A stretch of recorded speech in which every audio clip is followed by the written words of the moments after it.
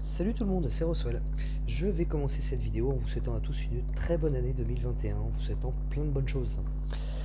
Sur ce, partons directement dans le vif du sujet, et le vif du sujet, c'est Bertilla, le niveau héros du mois. Donc Bertilla, héros 5 étoiles bien entendu, elle est de couleur verte, et de classe combattante.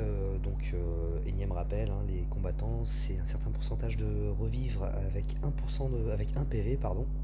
Ce qui peut paraître un petit peu pourri, mais ça peut faire la différence. Tout simplement, si quand elle revit, votre healer est chargé, par exemple, bah, il va lui redonner des PV, donc ça sera reparti pour un tour. Ou même encore plus simplement, si quand elle est morte, elle avait sa CS de charger, et ben, elle va avoir l'occasion de déclencher encore au moins une fois, ce qui, pareil, peut vraiment faire la différence, quoi.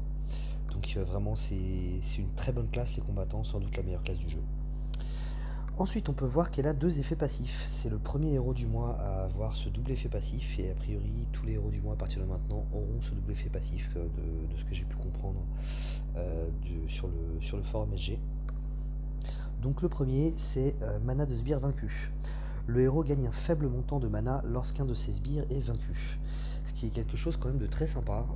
Tout ce qui peut vous permettre de gagner de la mana dans le jeu, c'est toujours beau à prendre, hein, je ne cesse de le répéter, mais la bataille de la mana est extrêmement importante dans ce jeu. Donc c'est plutôt cool. Ce que je ne sais pas, et là, s'il y en a qui ont la réponse ou qui ont eu la chance de déjà avoir Bertilla et d'avoir pu la tester un petit peu, ou bref, en tout cas, tous ceux qui peuvent avoir la réponse, ils peuvent me le dire. Je ne sais pas si ça concerne uniquement que les sbires que elle va déclencher avec son lien élémentaire, ou si ça concerne aussi les sbires qui sont invoqués par d'autres héros. Par exemple, si on la met dans une équipe avec Telluria et Freya, par exemple, bah, est-ce que lorsque les sbires qui sont sur Bertilla, mais invoqués par Telluria et Freya, meurent, est-ce que ça va lui donner de la mana? je, je ne sais pas, je suis pas sûr de ça, et ça peut clairement faire la différence. Parce que bah, tout simplement, elle gagnera encore plus de mana, et là, ça peut franchement devenir très intéressant. Donc, ça serait assez utile de savoir ça. N'hésitez pas à me le dire dans les commentaires si vous avez la réponse. Ensuite, le deuxième effet passif, résistance à l'aveuglement. Ce héros a la résistance innée contre les effets négatifs qui touchent la précision, ne s'applique pas aux effets appliqués des alliés.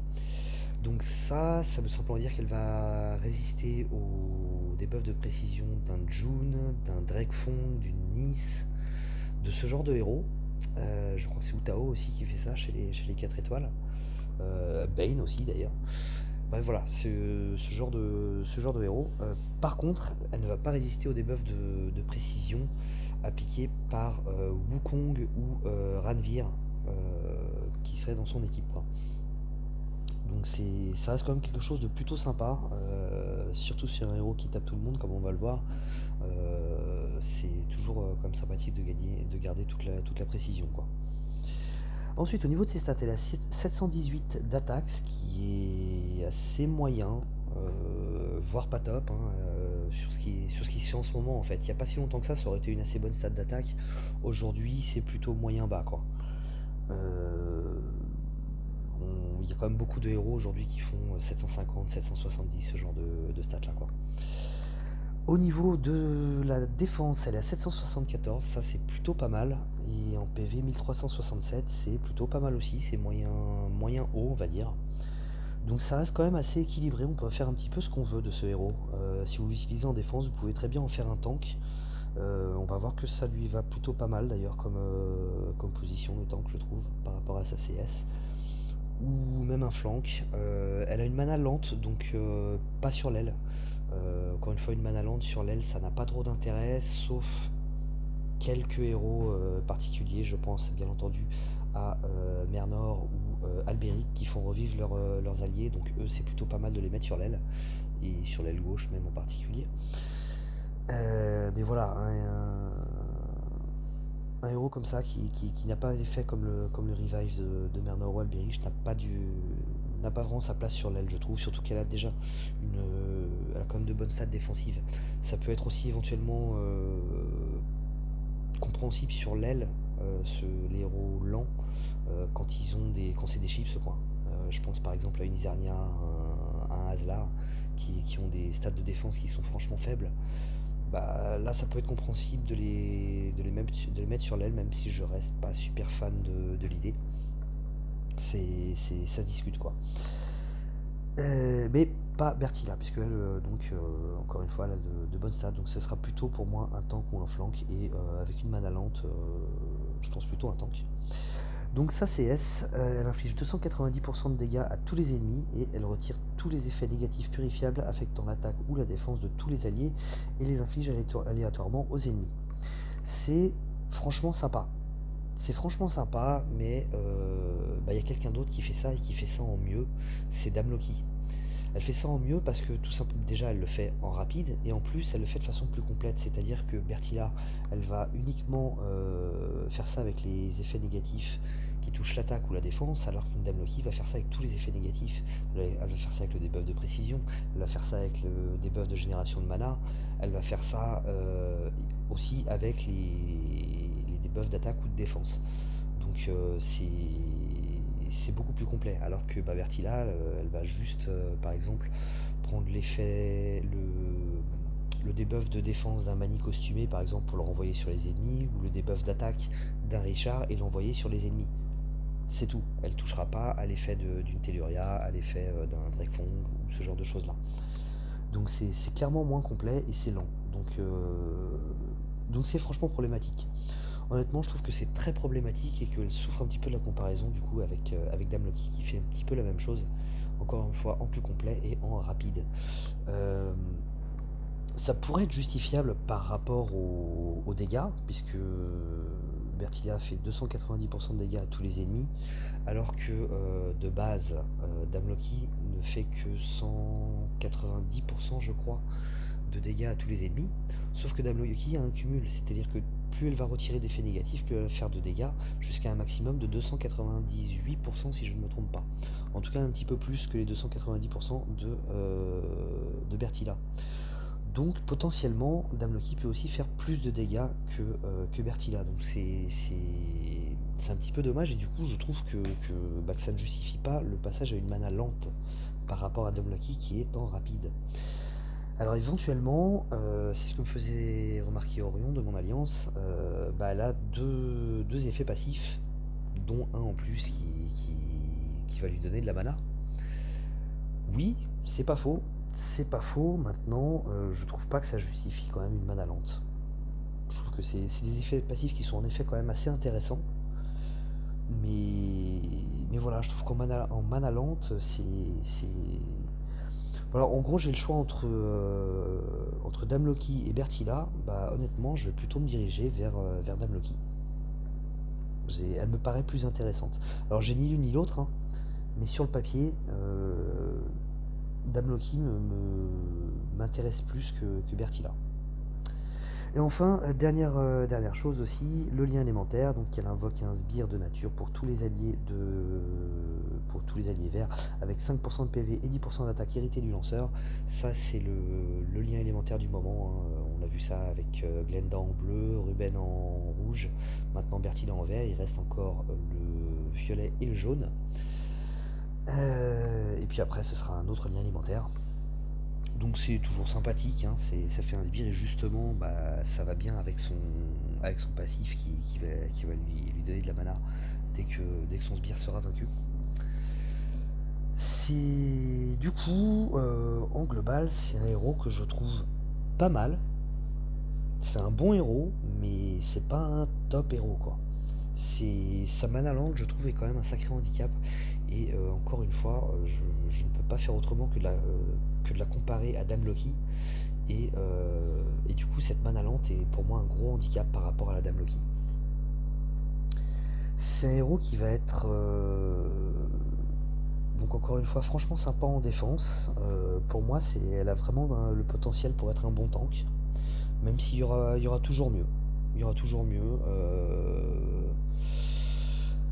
Emdal ou Telluria reste sans doute meilleur en tank, je pense. Ou même en flank, hein. Pareil pour Frigg, bien entendu. J'ai pas parlé de Frigg, mais voilà, c'est Frigg aussi en vert restera mieux que Bertilla. Donc en gros, voilà, ouais, si vous l'avez, tant mieux. N'hésitez pas à la monter. Voilà, si vous n'avez pas un Heimdall, une Telluria ou une Frigg qui seront clairement, d'après moi, prioritaires à monter par rapport à Bertilla, n'hésitez pas, ça reste un très bon héros et elle fera le taf, hein. C'est un héros qui peut être vraiment, vraiment très casse-pied. Mais voilà, c'est une mana lente qui est une mana lente, ça reste toujours vraiment très embêtant. Au niveau de l'attaque, contre les titans, ça peut être très sympa contre certains titans. Parce qu'il y a des titans qui débuffent l'attaque ou qui débuffent la défense. Donc là, clairement, elle va prendre tout son sens et elle va renvoyer ce debuff d'attaque ou de défense sur le titan. Et c'est quelque chose qui est toujours très fort contre des titans. Euh, sur les autres titans qui n'ont pas donc ce genre de debuff, ce sera assez moyen parce que bon, 290% de dégâts, c'est pas non plus énorme quand c'est juste sur une personne. Quand c'est sur tout le monde, oui, ça a un gros impact. Quand c'est sur une seule personne, donc le titan, c'est pas non plus énorme et elle a pas une grosse stat d'attaque. Donc voilà. Selon les titans, ça peut être vraiment très sympa ou pas top. Voilà, ça va vraiment dépendre des titans que vous affrontez. En attaque de ruée, ça sera très fort. Ça sera franchement sympa parce que là forcément elle passe en très rapide. Donc ça va vraiment devenir très sympa en attaque de ruée. En booster de bonus, ce sera bien aussi elle va contrecarrer les éventuels boosts d'attaque et de défense de l'ennemi en renvoyant des éventuels debuffs d'attaque ou de défense de ses alliés en les renvoyant sur les ennemis. Donc ça peut être pas mal. Et clairement, hein, il y a quand même de fortes chances en booster de bonus, que ce soit en attaque ou en défense, que vous rencontriez une équipe qui, bah, qui- au sein desquelles vous trouverez un buffer d'attaque ou de défense, voire les deux, et un des buffers d'attaque ou de défense, voire les deux. C'est c'est un peu le principe des boosters de bonus, hein. On va clairement utiliser ce genre de héros là. Donc du coup, elle aura très probablement une bonne carte à jouer au niveau des boosters de bonus. Et en bataille sanglante, ça sera plutôt pas mal aussi, puisqu'elle tape tout le monde. Elle leur fera quand même assez mal avec 290% de dégâts. Voilà, ouais, dans tous les types de raids, ça sera assez sympa, mais encore une fois en mana moyenne, sauf pour l'attaque de ruée bien entendu. En mana moyenne, en mana lente, donc c'est assez dommage.